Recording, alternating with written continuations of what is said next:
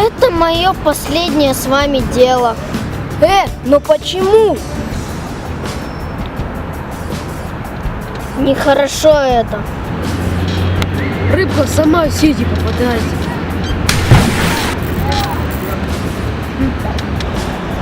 Просто легкая добыча.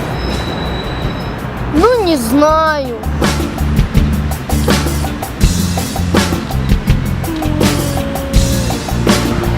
О, а вот и он! Так, Эдуард, ты заходишь сзади, а мы с Анжиком подходим с двух сторон.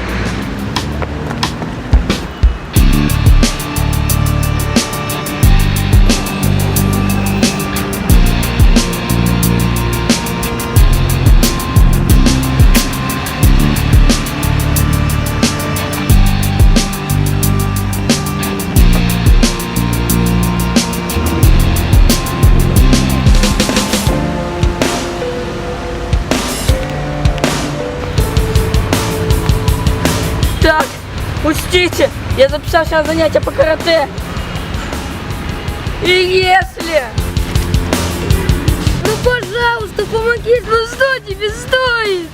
Не позволь остаться на второй год. Помоги решить контрольную. Пожалуйста, помоги.